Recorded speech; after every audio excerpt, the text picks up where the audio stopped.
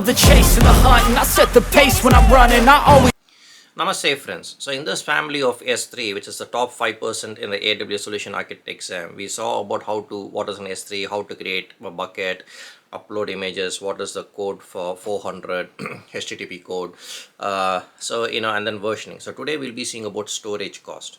What is a storage? It's basically you have to store somewhere. What are all the different types of storage? What are all the different rates available, and how we can actually go with it? I think it'll be interesting. Let's take a deep dive. Namaste friends, we are back to our AWS. So in our AWS, like in the previous lecture, we saw about versioning. What is a versioning, why we do versioning, and we saw how it is a great backup tool. And we also saw we actually changed some web pages, and we saw how the code was actually existing. Now let me actually come to a particular thing. Whatever you put in the AWS, so what is an AWS? It's a cloud storage. So what is a cloud storage? So initially, we used to save everything in a database. I mean, I'm the time of floppy disk. Okay, so I grew from the floppy disk. I'm not sure whether the current generation even knows about floppy disk. So we had a floppy disk, and then it can only store up to a small category, and then if you need something big, some 10 or 20 floppy disk is a CD. So even that time, like back in the late 90s, even the CD was not of a great storage, but it was good as it is. So right now we used to actually carry everything. So we used to call all these things as backup. And then we have databases, we have on-prem. On-prem is basically storing it in your house or a data center or whatever. So since everything is going virtual, okay, that is where the cloud came, and you must be knowing this because we have already discussed all these things in our previous lectures. I'm not going to be wasting your time. What is actually happening is, why this cloud? So if you actually upload everything into the cloud, the basic point here is it is going to occupy something called as a storage. So storage, you're not going to live anywhere for free. Okay, one thing that I actually learned in my life so far is nowhere you're treated for free. Okay, you are expected to give something. Okay, that is what I learned. Okay, this is my experience. So the same concept also applies in the cloud, where it's called as a storage, and in storage you have to pay something. Okay, so when you pay something, there are different ways of you to actually pay the same. We have actually created a bucket, we have actually uploaded images, we have actually created websites. Now let's actually see. There are various ways of storage. Okay, one is an S3 standard and infrequently accessed, as the name says, infrequently accessed, intelligent tier, glacier. We have multiple one zone infrequently accessed. We have a multiple ways, and we have some redundancies. So let's actually see. An S3 standard is usually for high availability and durability. Okay, it is designed for frequent access. Now say suppose you actually upload an image and you want to access it frequently. This is what the S3 standard is designed for. It is suitable for most of the workloads. It is highly available. Now the infrequently access, it's called IA. It's something like you're not going to be accessing on a regular basis, infrequently. Now today you upload an image and you forget it, and you just want to take this after 30 days, but you don't want to pay for that amount of cost. That is the infrequently accessed. Okay, so the durability is 11 nines. Remember the 11 nines, it is 99.11 nines. That is the durability.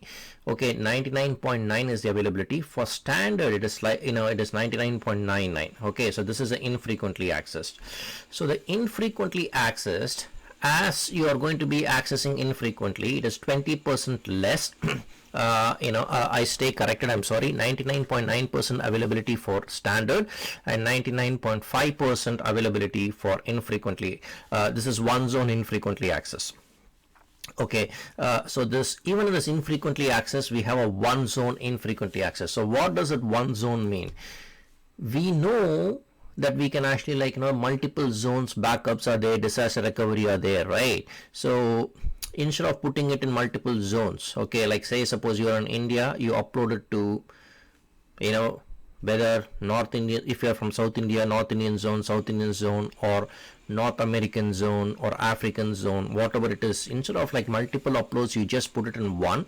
And even there, if you're going to be accessing infrequently, that is called one zone infrequently access. So that is availability is 99.5, but the durability is always 9 nines, always 9 nines. Okay, and there is a two tier called like one is like very cost based effective tier, and how frequently you can access each object. So say suppose if you're, what is happening is, I have a particular, before going to Glacier, I have a particular case. I have an object, I use it regularly.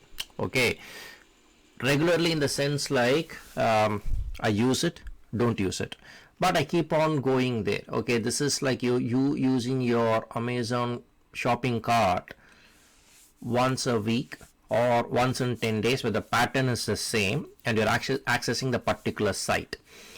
In this case, the image actually happens to something called as intelligent tier. Okay, so this intelligent tier intelligently knows what you're actually accessing and how frequently. So it actually puts in a way, it is not standard, it is not that expensive, and it is not like infrequently accessed, it is in between.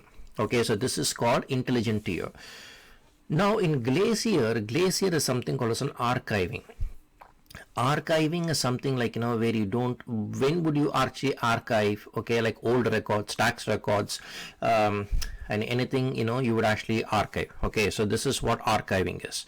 So the Glacier, what actually happens is, it's an archiving tool. So even in this archiving, Glacier is actually super cheap. Okay, there is no second thoughts about it.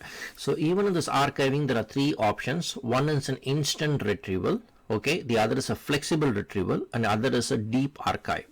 Okay, so the instant retrieval is basically like you need it, even though it is archiving, once you actually access, it gets you instant. There is a flexible retrieval, so basically like for disaster recovery, you can take up to minutes or up to 12 hours. The deep archive is basically if you want to retain the data for 7 to 10 years in order to make the customer the customer standards for customer needs and regulatory compliance. This is called the Glacier Deep Archive, and the retrieval time is anywhere from 12 to 48 hours, and so will be the rates. So these are the three Glacier options. So if you see standard, intelligent tier, infrequently accessed, one zone infrequently accessed, Glacier. In the Glacier, we have instant retrieval, flexible retrieval, deep archive. Okay, so this is an this is all like archival. The Glacier is archival. Okay, so this slide will actually give you the entire price, how much it is going to take, how many days, and stuff of that nature. Let me give you a quick tip. The quick tip is, if you see the durability for everything is 9 nines. Okay, 99.11 nines. Okay, 99.11 nines. That is a durability. The availability is in more or less the case, as I told you, the standard is 99.99. Intelligent tiering is 99. Designed for availability. Intelligent tiering is 99.9. One zone infrequently access is only 99.5. The remaining all is 99.99. Okay, and other than the standard, everything is like a 30-day, but for the Glacier, where anything is more than 90 days or more, greater than equal to 90 days, it goes under the Glacier. I trust you have actually seen the subtle differences, but this is what it is. All right. So as I said, like the standard is used for most of the workloads like websites, content distribution, mobile and gaming application, which is a common factor in these days, but so is the cost. Infrequently is basically you actually infrequently access. One zone, I talked about it. One zone has got a specialty. It is 99.5% availability. Okay, intelligent is unknown or unpredictable access patterns. One zone, if you see the availability zone, as I said, is 1. The remaining all is greater than equal to 3. okay, because that is what AWS does. It always stores in 3 different areas. So one zone is, one zone is just one. Glacier instant retrieval I told you, flexible retrieval I told you, deep archive I told you. Okay, so I don't think I need to explain much here, but anyways, if you want to, you can actually look into this slide. Like always, if you have any questions, you know where to contact me. But before we go, let me show you a live example. The live example is how would I actually go? I would go to the services in my AWS console. I would go to my storages. In my storages, I have backup. EFS is Elastic File Service. Disaster recovery. FXS is also like, a file, this thing. We have an S3, we have an S3 Glacier, we have a storage gateway. Right now, we are in this and this. Okay, this has got 3, this has got 3, so this is what it is. And if you can actually open up any one of this is what it's going to come as Glacier, and you actually create a vault and stuff of that nature. All right, don't worry about the remaining ones. Let's actually cover it as it comes. Okay, but as of now, I think it's quite a mouthful for us to actually chew. So let's actually chew before we meet in the next time in lifecycle management. Till then, thank you, take care, cheers. Namaste friends, I trust you have actually seen my lecture on storage cost. If you have any questions, you know whom to contact. I'll always be, try to help you to the best of my abilities. Like always, I'd like to thank 2 persons. One is you for giving me a golden time, and other is my wife Jayashree for allowing me to follow my passion. Till we see next time, take care, cheers.